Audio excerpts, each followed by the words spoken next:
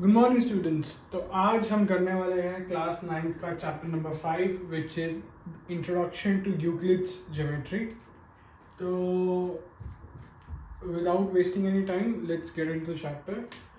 तो इस चैप्टर का नाम है इंट्रोडक्शन टू यूक्लिड्स ज्योमेट्री। तो Euclid was a scientist, was a mathematician जिसने ज्योमेट्री के बारे में हमें बहुत कुछ बताया था।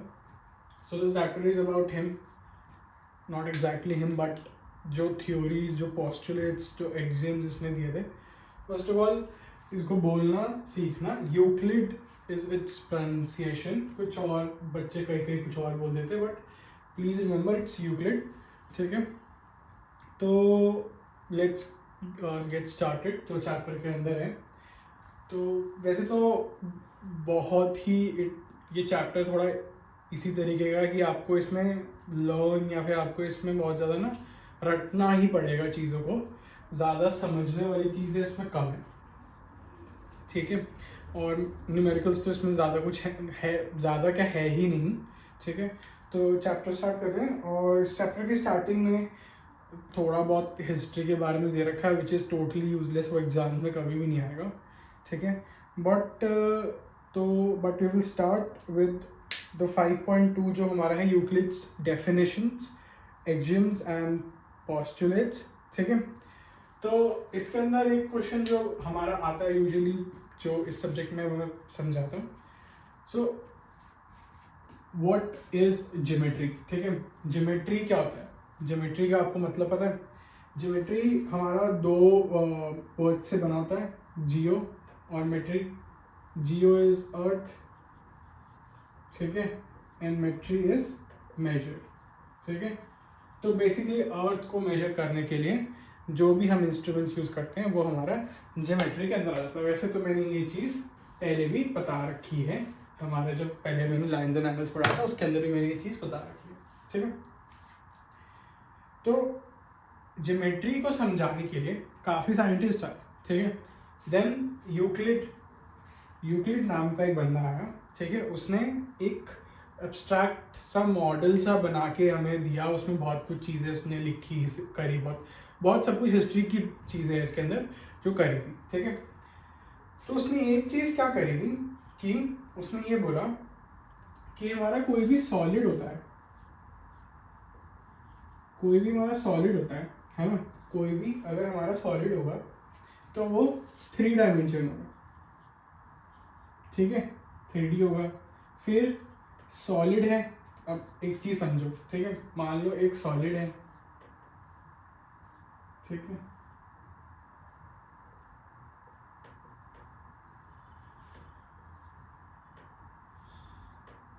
ये क्यूब है। ठीक है, अब ये सॉलिड किस चीज से बना हुआ है? ये सरफेसेस, ये प्लेन से बना हुआ है, स्क्वायर से बना हुआ है। तो इसने कहा ये फिर प्लेन होते हैं जो 2D होता है। ठीक है, अब ये प्लेन किस चीज से बना हुआ है? ये प्लेन बना हुआ है लाइन से, ऐसे ऐसे बहुत सारी लाइंस को एक साथ जोड़ के एक स्क्वायर बनाया हुआ है। तो ये एक 1D की लाइन से बना होता है। 1D is 1 dimensional. और ये लाइंस किससे बनी होती है? What is the end thing यहाँ पर, कि लाइन भी तो किसी चीज से बनी होगी ना। तो there is a thing called point. ठीक है, जो 0 dimension, like it has no dimensions, but अगर हम उसको एक साथ रख देंगे तो हमारी लाइन बन जाती है। ठीक है, अब पता क्या है, अब मैं बच्चों को कहूँ कि पॉइंट बना के दिखाओ, ठीक है, तो वो पता क्या करेंगे? सर ये पॉइंट है। नहीं, ये पॉइंट नहीं है भी, ये बस एक बहुत ही माइन्यूट सी लाइन है। ये चीज जो मैं बना रहा हूँ यहाँ पे, these are not points, these are very minute lines. ठीक है, बहुत छोटी लाइन्स ही है, क्योंकि इनकी कुछ ना कुछ लेंथ और ब्रेड तो है, लेंथ है इनकी कुछ ना कुछ इनकी लेंथ है। तुम्हें दिख रही है ना इनकी लेंथ, मेजर कर पाओगे ना, चाहे वो मिलीमीटर्स या फिर बहुत ही छोटी उसमें हो लेंथ में, मतलब बिल्कुल मिलीमीटर से भी नीचे वाले उसमें हो, यूनिट्स में। ठीक है, बट कुछ तो है ना क्वांटिटी उसकी, तो वो पॉइंट नहीं है हमारा। पॉइंट इज समथिंग जिसका कोई डायमेंशन नहीं होता, बट अगर उनको जोड़ के एक साथ लगा दे तो हमारी एक लाइन बना दे। ठीक है, अब ठीक है, जब भी हम कोई फिगर बनाते हैं तो हम इस चीज को पॉइंट मानते हैं, है ना। तो ये हमने ज्यूम कर लिया है जस्ट टू रिप्रेजेंट थिंग्स कि हमारा जो एक डॉट होता है, डॉट डॉट, आई के ऊपर डॉट, जे के ऊपर डॉट, ये सब पॉइंट्स है, ठीक है। तो इसे एज्यूम कर लिया ताकि हम रिप्रेजेंट कर सके पॉइंट को, ठीक है। ओके, तो ऑब्वियसली इसके अंदर ये गिवन है कि उसने काफ़ी सारी डेफिनेशंस दी थी, एंड हर डेफिनेशन के अंदर कुछ ना कुछ ऐसी चीज़ आ रही थी जिसको डेफिनेशन की नीड हो रही थी, है ना। अब इसमें एक एग्जांपल मैं देता हूँ, इसमें एक आया a line is a breathless length. A line is obviously एक लाइन बनाई, इसकी कोई ब्रेथ नहीं है, सिर्फ लेंथ है ना। बट फिर मैं पूछता हूँ व्हाट इज लेंथ। अब लेंथ की डेफिनेशन, ब्रेथ की डेफिनेशन, ये सब भी पता हो मुझे, है ना। तो उसने ऐसी डेफिनेशंस दी थी जिनकी और आगे डेफिनेशंस थी, उन डेफिनेशंस की डेफिनेशंस थी। तो ये सब उसने बहुत सारा काम किया था, जो हम पढ़ने जाएंगे तो बस फिर वही पढ़ते रह जाएंगे, तो उसकी नीड नहीं है, ठीक है। तो वैसे जो अगर तुम इस चैप्टर को तुम्हें खुद रीड करना पड़ेगा एक बारी, तो तुम्हें पता चलेगा कि चैप्टर बहुत ही, मैं किस वर्ड में कोट करूँ कि बहुत ही इजी भी है and very irritating chapter to be very honest. क्यों? बहुत ही ऑब्वियस इसके अंदर डेफिनेशन, बहुत ही ऑब्वियस थ्योरी है, ठीक है। तो चलो आगे चलते हैं, फिर हम इतना समझ आ गया, ठीक है। उसके बाद उसने कुछ डेफिनेशन दी थी जो हमें करने की ज़रूरत इतनी है नहीं।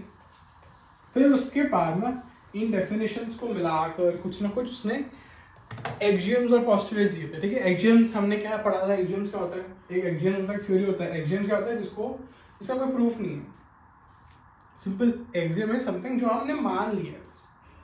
सिमिलरली वही चीज़ इसने दी थी, postulates is another word for theorems, basically तुम ये कह सकते हो, ठीक है। पोस्टुलेट समथिंग जो हमारा थ्योरम का दूसरा टाइप, मतलब हम कह सकते हैं कि थ्योरम को बोलने का एक अलग वो, ठीक है।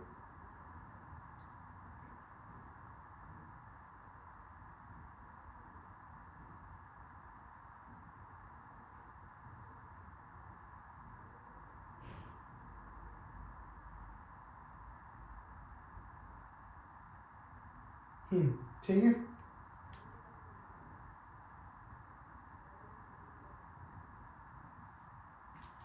एक मिनट, सॉरी मैं गलत बोल रहा हूँ। Axioms and postulates are one and the same thing, हम इन दोनों को इंटरचेंजेबली यूज कर सकते हैं। थ्योरम बोल रहा हूँ मैं, पर axioms and postulates are almost same thing, मतलब ये दोनों ही चीज़ें हम खुद से मतलब बना रहे हैं कि हाँ इसका कोई प्रूफ नहीं है, बट हमें ये मानना पड़ेगा क्योंकि ये मतलब ये सच है, फैक्ट है ये, पर हम इसका प्रूफ नहीं है हमारे पास, ठीक है। तो this is what postulates are. तो फिर उसके बाद यूक्लिड सर ने हमें बहुत सारे एक्सियम्स दिए, ठीक है। एक्सियम्स भी दिए, एक्सियम्स इतने सारे थे, बट इस चैप्टर के अंदर हमें 7 गिवन है, 7 एक्सियम्स आर गिवन। तो ये सारे एक्सियम्स पढ़कर याद करने पड़ेंगे, और कोई चारा नहीं है क्योंकि इसमें से क्वेश्चन आ सकते हैं, पूछ सकते हो तुमसे, फिफ्थ एक्सियम का मतलब समझाओ या ये करो ये बताओ। तो ये सब पढ़ने पड़ेंगे, ठीक है। और ये मैं पढ़ना चालू करूँगा तो तुम्हें लगेगा बहुत ही ये क्या है, ये तो ऑब्वियस चीज़ है, तो कॉमन सेंस है, but this is what it is given in the chapter, ठीक है। तो मैं एक बार थोड़ा सा ब्रीफ दे देता हूँ। एक एक्सियम है things which are equal to same things are equal to one another. तो मतलब तुम समझ रहे हो कि फर्स्ट एक्सियम इज कि if A is equals to B and B is equals to C, then A is equals to C. This is the first axiom, very मतलब तुम समझ सकते हो, ठीक है।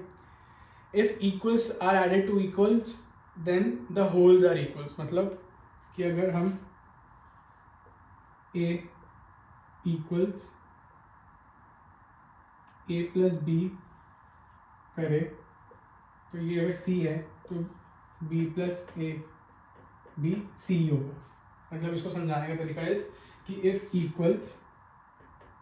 Equals are added to equals then उनका sum भी equal ही होता है, ठीक है। समझ आएगा कि मतलब अगर हम दो इक्वल्स को ऐड करेंगे तो उनका सम भी इक्वल ही होगा, दो डिफरेंट इक्वल्स को, ठीक है। थर्ड है if equals are subtracted from equals the remainders are equal, ठीक है, मतलब ये a प्लस बी है तो third is a minus B to C, a minus B equals to C, मतलब equal equal equal equal C C, basically इतना मतलब है, ठीक है। अब फोर्थ पोस्टुलेट थोड़ा इंटरेस्टिंग है, it says things of postulate axiom, things which coincide with one another are equal to one another, ठीक है। तो इसका कोइंसाइड का सिंपल मतलब इज कि ओवरलैप करती हो कोई चीज़ या फिर जो बेसिकली आइडेंटिकल हो, ठीक है। इसका कुछ और मतलब कोइंसाइड कुछ और मतलब मत निकालो, तो मतलब कि इट इज़ लाइक कि a is equals to a, या फिर तुम ये कह सकते हो कि ये एक सर्कल है, ठीक है, और ये एक और सर्कल है, ये दोनों आइडेंटिकल है, ठीक है, ये दोनों आइडेंटिकल सर्कल्स हैं, तो इसका मतलब दोनों इक्वल है। सिंपल, बहुत ही कॉमन सेंस वाले टाइप्स चले, इसको मत सोचना कि इसका कोई डीपर मीनिंग है, नहीं, बहुत ही सिंपल मीनिंग है, ठीक है। Fifth is very very, the whole is greater than the part, इसका मतलब ये है कि अगर एक सर्कल है तो ये एक छोटू से पार्ट से बड़ा होगा, ठीक है। Sixth axiom is things which are double of the same things are equal to one another, ठीक है। इसका मतलब है कि अगर a है वो 2b है और a है वो 2c भी है, तो b is equal to c हो जाएगा। इसका मतलब ये है। सेवेंथ का है इसका उल्टा type, things which are halves of the same things are equal to one another, मतलब अगर a is equal to half b है और a is equal to half c है, then b is to c। Simple, ये 7 axioms है, इनको समझ लो, बाकी समझ आए ठीक है, वरना तुम्हें थोड़ा सा इनको रटना ही पड़ेगा। इस चीज़ की फोटो ले लो ताकि थोड़ा ध्यान रहेगा कि अच्छा ये थोड़ी सी एक ट्रिक बता दो याद करने की। फर्स्ट एक्सियम इज अगर इक्वल का इक्वल है तो मतलब ऐसे कर लो, इक्वल का इक्वल है तो दो इक्वल्स हैं तो वो दोनों भी एक दूसरे से इक्वल होंगे, इक्वल का इक्वल, ठीक है, ऐसे याद कर लो। ऐसे देखो, सेकेंड थर्ड एक साथ है, ठीक है, सिक्स सेवन्थ एक साथ है, एक चीज़ ये हो गई, ठीक है। और फोर्थ और फिफ्थ तो बहुत, फिफ्थ का भी बताता हूँ, ठीक है, और फोर्थ। अब ये चीज़ों को थोड़ा समझना, फर्स्ट एक्सियम क्या है ये याद करने के लिए कि इक्वल का इक्वल है तो इक्वल है, ठीक है, इक्वल के दो इक्वल हैं और वो दोनों एक दूसरे से इक्वल है तो दोनों भी इक्वल होंगे। कुछ भी मतलब बना लो कि a is equal to B है और b is equal to C है तो a is equal to C होगा, ठीक है, ठीक है। फिर सेकंड और थर्ड को ना एक तरीके से खुद याद रखो कि सेकंड और थर्ड में प्लस माइनस होगा, ठीक है, एक में प्लस का खेल है, एक में माइनस का खेल है, ठीक है। तो एक में क्या होगा कि इक्वल का सम इक्वल से करेंगे तो उसका सम इक्वल आएगा अगर हम दो इक्वल्स अलग उनका सम करें, ठीक है। माइनस का उल्टा है कि मान लो a और यहाँ पे a ही लिख देता हूँ ताकि इजी रहे, कि अगर हम a का सम b से करेंगे और उधर भी a का सम b से करेंगे तो उनका सम इक्वल आएगा, ठीक है, और माइनस में इनका, ठीक है। फोर्थ और फिफ्थ में एक चीज़ है, फिफ्थ पर देखो, फिफ्थ है ना, फिफ्थ एक्सियम कैसे याद कर सकते हो, जैसे फिफ्थ है, ठीक है, फिफ्थ लिखा, ठीक है, फिफ्थ लिखा तो ये एक सर्कल है, ऐसे फिफ्थ का सर्कल बना लो, ठीक है। जहाँ सर्कल आ गया मतलब ये होल है, सर्कल मतलब होल। अब ये फिफ्थ का क्या बन रहा है, देखो ओ बन रहा है, ओ या फिर ओ बन रहा है, तो ओ किसका होता है, होल नंबर, जीरो ऐड हो रहा है, होल नंबर, होल से कर लोगे पार्ट कि होल पार्ट वाला एक्सियम है, ठीक है। फिफ्थ ऐसे कर लेना। रही बात फोर्थ की, अब फोर्थ पे जाओगे, ठीक है, फोर्थ पे गए, तुम्हें फोर्थ एक्सियम के बारे में पूछ दिया, ठीक है, तो फोर्थ एक्सियम से ये याद रख लेना कि ये एक अलग सा थोड़ा एक्सियम था कि इसमें कोइंसाइड वाला चीज़ हो रहा था, इसमें आइडेंटिकल होनी चाहिए, ठीक है। फोर्थ से ये देखो, ये याद कर लेना कि क्या याद करोगे, वैसे ये याद रख लेना कि फोर्थ वाला थोड़ा अलग था एक्सियम, इसके अंदर कोइंसाइड वाला चीज़ हो रहा है, ठीक है। और सिक्स सेवन्थ को जैसे इधर प्लस माइनस क्या था, इधर मल्टीप्लाई डिवाइड, मतलब मल्टीप्लाई बाय 2 डिवाइड बाय 2 वाला खेल है, ठीक है, कि अगर डबल्स अगर कोई चीज़ के डबल करने पे सेम वैल्यू आ रही है तो वो दोनों इक्वल है, किसी चीज़ को हाफ करने पे सेम वैल्यू आ रही है तो वो दोनों इक्वल है, दो चीज़ों को हाफ करने पे इक्वल आ रही है, ठीक है। तो ऐसे थोड़ा बहुत याद रख लेना, वैसे तो तुम्हें थोड़ा सा ये रटना ही पड़ेगी चीज़ें।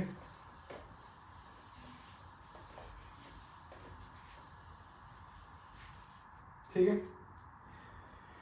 चलो let's move on to our 5 postulates। ठीक है, अब 5 postulates करते हैं। ठीक है,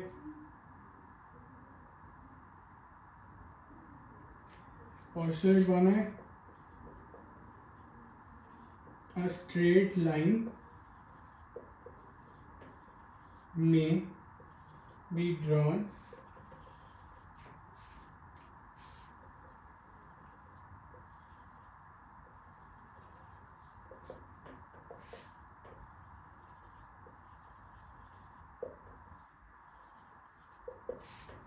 straight line may be drawn from one point to any other point. मैं बस सारे लिख लेता हूँ फिर करते हैं।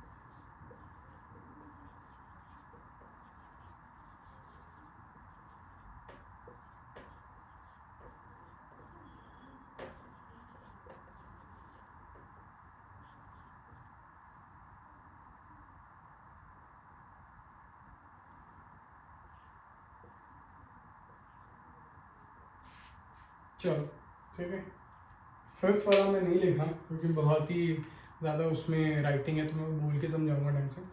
ठीक है, पोस्टुलेट 1 कहता है a straight line may be drawn from one point to any other point. So इसका बेसिक वैसे तो मतलब ये है कि किसी भी दो पॉइंट्स के बीच में एक ही लाइन हो सकती है, एक ही यूनिक लाइन हो सकती है। उससे ज़्यादा मतलब कि अगर मैंने दो पॉइंट्स ड्रॉ कर दिए, ठीक है, तो इनके बीच एक ही लाइन होगी। मतलब ये नहीं कि भाई ऐसा हो सकता है ये कोई लाइन है, नहीं ना, एक ही स्ट्रेट लाइन होगी। Only a single straight line can B drawn from one point to another. अब इस सेंटेंस के अंदर तुम्हें सिंगल या फिर यूनिक लाइन नहीं मिलेगा, है ना। क्यों? क्योंकि यूक्लिड भाई साहब जी जो हमारे थे, उन्होंने वो चीज़ को एज्यूम कर लिया था। ठीक है, वो चीज़ को बस एज्यूम कर लिया था, उसको रिटर्न में नहीं लिखा, उसको बस एज्यूम कर लिया था। ठीक है, तो उसका मतलब ये नहीं है कि उनका मतलब ये नहीं था, उनका मतलब था यही, बस उन्होंने लिखा इस तरीके से। ठीक है, इसका एक एक्सियम 5.1 भी बनता है। ठीक है, एक एक्सियम भी बनता है इसका, जो इस तरीके से ही है कि जो हमने मतलब बेसिकली इससे डिराइव किया है कि अब बस इसका एक्सियम बनाने के लिए तुम इतना कर देना, अ यूनिक, यहाँ पे यूनिक डाल देना, तो ये बन जाएगा एक्सियम। ठीक है, ओके। अब पोस्टुलेट जो 2 है वो है a terminated line can be produced indefinitely. Terminated line is line segment. Terminated line was something जो यूक्लिड लाइन सेगमेंट को बोलता है। लाइन सेगमेंट क्या होती है? जो एक डेफिनेट लाइन होती है ना। तो इसने बेसिकली बोला है अगर हम इसका डेफिनेट हटा दे तो we can draw a very long infinite line जो इनफाइनाइटली प्रोड्यूस हो सकती है, वेरी कॉमन सेंस वाली चीज़। ठीक है, third is a circle can be drawn with any centre and radius. Again very common sense वाली चीज़ कि अगर हम कोई सेंटर और रेडियस ले लेंगे तो सर्कल ड्रॉ कर सकते हैं। ठीक है, fourth, all right angles are equal to one another. I rather not explain this. This is a very common sense वाली चीज़ कि obviously हर right angle 90 डिग्री होता है, तो एक दूसरे से इक्वल होगा। 90 डिग्री है तो 90 डिग्री होगा। इट इज़ लाइक कि हर वन एक दूसरे वन से इक्वल होता है। मेक्स नो सेंस है ना, तो मतलब makes sense but very common sense thing, तो ये चीज़ भी रटनी है, ठीक है। याद रखना फोर्थ पॉस्टुलेट है 90 डिग्री वाला राइट एंगल, फोर्थ, ठीक है, ठीक है। अब कभी सुना 3 तिगाड़ा काम बिगाड़ा, ठीक है, इससे एक चीज यहाँ पे याद रखना, 3 तिगाड़ा काम बिगाड़ा, एक ऐड हो गया 4, तो सब चीज राइट हो गई, 4 से राइट हो गई, राइट मतलब और राइट एंगल्स वाला पॉस्टुलेट। 3 का कैसे याद रखोगे, 3 है ऐसे बनता है, 3 ऐसे बनता है, तो ये सर्कल, ये देखो ये सेंटर रेडियस, 3 के 2 सर्कल्स बन रहे हैं, ठीक है। 1 और 2 में नहीं बनते हैं, 3 में बनते हैं 2 सर्कल्स, ठीक है। तो उसमें ये है, ये चीज़ है। 1 याद रख लेना कि 1 है तो ये ऐसे स्ट्रेट लाइन वाली चीज़ है, ठीक है, स्ट्रेट लाइन है, कर्व नहीं है, स्ट्रेट। और 2 का बस याद रख लेना कि 2 का ऐसे याद रखना, देखो हर लाइन सेगमेंट के 2 एंड पॉइंट्स होते हैं, है ना, हर लाइन सेगमेंट में 2 एंड पॉइंट होते हैं। अगर उन 2 एंड पॉइंट्स को हटा दे तो एक हम लाइन इनडायरेक्ट में डाल सकते। तो ये 4 के तो मैंने हल्के फुल्के से ट्रिक्स समझा दी कि थोड़ा बहुत याद करने, ठीक है। अब आता है 5th, जिसका ये चैप्टर मोस्टली पार्ट ले रखा है, ठीक है। 5th कहता है if a straight line falling on 2 straight lines, if a straight line falling on 2 straight lines, okay, makes the interior angles on the same side of it taken together less than 2 right angles। तो जो Euclid जी थे वो 180 degree को 2 right angles बोलते थे, ठीक है, ठीक है, 2 राइट एंगल्स 90 180 होता है, ठीक है। Then the 2 straight lines if produced indefinitely meet on that side on which the sum of angles is less than 2 right angles। So basically Euclid ji ने कहा कि हमने ये 2 लाइन ले ली। अब प्लीज इधर ध्यान देना कि तुम लोग लाइन्स एंड एंगल्स भी पढ़ोगे या फिर जो भी आगे चैप्टर पढ़ोगे तो उसके अंदर ये चीज़ अगर तुमने वो चैप्टर पहले पढ़ लिया तो ये मत कर लेना कि इस चीज़ को पैरेलल मत समझ लेना, ठीक है। ये 2 लाइन्स हैं जो इंटरसेक्ट हुए। यूक्लिड जी ने क्या कहा कि 2 एंगल्स इंटीरियर एंगल्स हैं ऐसे, है ना, जिस साइड पर सम इनका इंटीरियर एंगल का सम 180 डिग्री से कम होगा, ये कम है मतलब 180 डिग्री नहीं होगा, 179 या 179 से लेकर 0 डिग्री या 1 डिग्री तक होगा,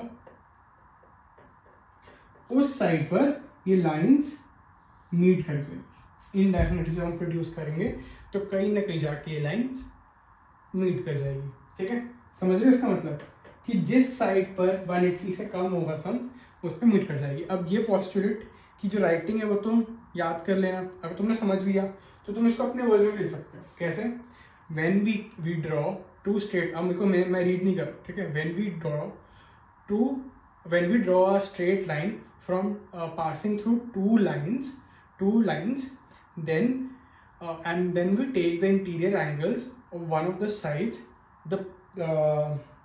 the side where the sum of the interior angles is less than 2 right angles, लिखना is less than 2 right angles, that is the side where the 2 lines when drawn infinitely will meet,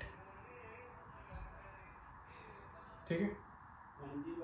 Okay, so we were talking about the 5th postulate, तो ये हमारा हमें समझ आ चुका है कि 5th postulate क्या था, ठीक है। तो थोड़ा सा एग्जांपल्स गिवन है जो हमारी एनसीईआरटी में बहुत ही इजी से एग्जांपल्स है, तो ये तुम आराम से कर लेना। एक थ्योरम है, थ्योरम 5.1, इसके अंदर ध्यान रखना ये थ्योरम थोड़ी सी छुपी हुई है, एक्सरसाइज 5.1 के ऊपर है जस्ट। तो इसमें गिवन है 2 distinct lines can not have more than 1 point in common, ठीक है। तो इसका मतलब है कि 2 लाइंस है ना, तो उनके बीच में एक ही कॉमन पॉइंट हो सकता है। ऑब्वियसली तुम खुद देखो, अब मान लो कि ये 2 लाइंस है तो ये सिर्फ इधर ही इंटरसेक्ट करती है ना, और कहीं तो करेगी नहीं। कोई भी लाइन है अगर जैसे कहीं भी तुम देखोगे वो एक ही पॉइंट, उनका ओनली 1 इंटरसेक्टिंग पॉइंट होता है और हो ही नहीं सकता। ऐसा तो नहीं हो सकता ना कोई लाइन ऐसे है फिर वो एक इधर कट हो गया फिर ऐसे बेंड हो गया इधर कट हो गया नहीं ना, तो दैट इज डिफरेंट, वो तो कर्व हो गया, कर्व थोड़ी straight line. 2 straight lines can have only 1 point where they will meet, ठीक है।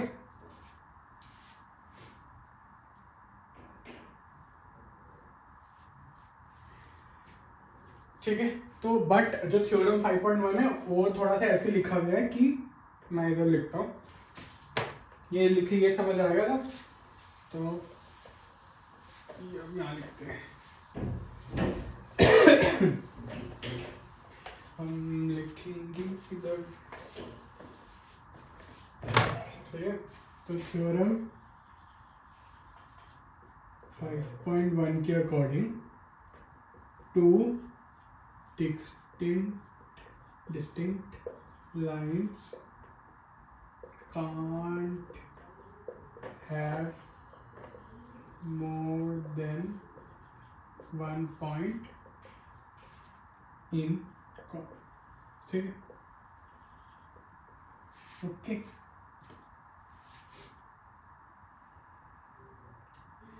इसके आगे फिर फिफ्थ पोस्टुलेट जो हमने किया था यूक्लिड का थोड़ी देर पहले, उसका ही थोड़ा सा और जिक्र है, जो बेसिकली ये है कि एक उसका एक और वर्जन है फिफ्थ पोस्टुलेट का, ठीक है।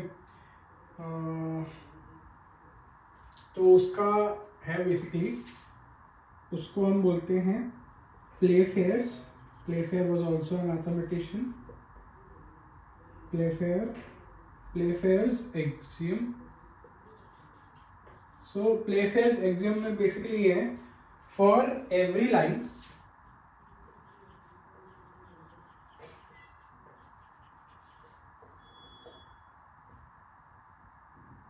ठीक है, फॉर एवरी लाइन, मान लो एल है line, there is a line L, इसको हम एल बोल रहे हैं, ठीक है।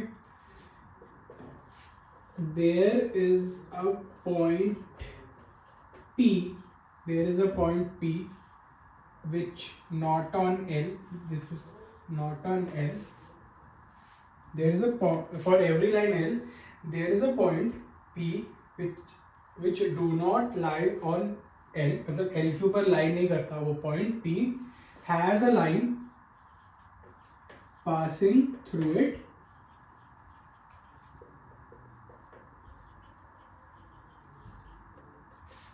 which is parallel to L, ठीक है। मतलब बेसिकली इसका कहने का मतलब है कि if there is a line L, कोई भी L लाइन है, ठीक है, हैज अ यूनिक लाइन, ठीक है, कोई भी लाइन है L और एक पॉइंट है P जो L पे लाइन नहीं करता है, तो there is only one and single and unique line जो P से पास करेगी such that it is parallel to L, ठीक है। तो इसका मतलब बेसिकली ये, और इसका एक और तरीका लिखने का कि टू डिस्टिंक्ट इंटरसेक्टिंग लाइन, मतलब अगर दो लाइन ऐसे इंटरसेक्ट कर रही है तो they can not be parallel to a same line, ठीक है। मतलब सोच के देखो, अगर ऐसे दो लाइन इंटरसेक्ट कर रही है तो ये वाली लाइन अगर इसके पैरेलल है तो ये तो इसके पैरेलल नहीं है ना। तो अगर दो इंटरसेक्टिंग लाइंस है तो उनके they do not have a common parallel line, ठीक है। बहुत ही मतलब कॉमन सेंस वाले ही पोस्टुलेट्स है इस चैप्टर में, तो ये ध्यान रखें,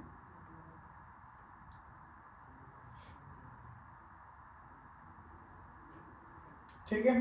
तो बेसिकली यही है इस चैप्टर में, ये डन है, यही इतना ही चैप्टर था। थोड़े से मैं इसके क्वेश्चंस जो किस तरीके के आते हैं वो समझा देता हूँ ताकि मुश्किल ना हो, ठीक है। वैसे तो कुछ खास इसमें है नहीं, बाकी मैं फिर भी बता देता हूँ, ठीक है।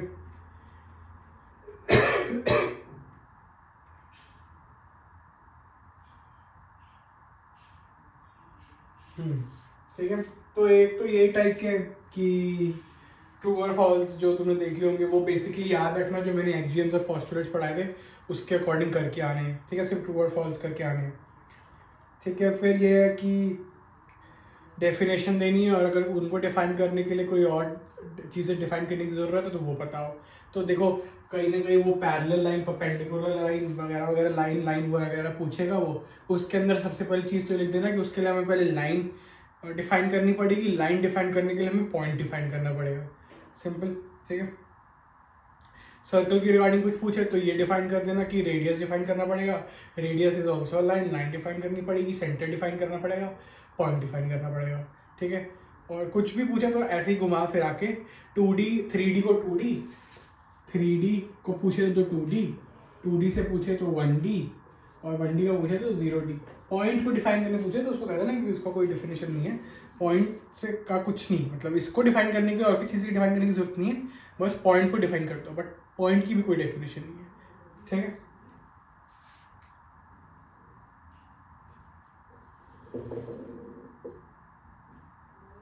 फिर पोस्टुलेट्स के अकॉर्डिंग क्वेश्चंस हैं। ठीक है, बेसिकली पोस्टुलेट्स लगा के क्वेश्चन सॉल्व करने, तो ये तुम खुद एक बार पढ़ लोगे तो तुम्हें तभी तभी समझ आ जाएगा।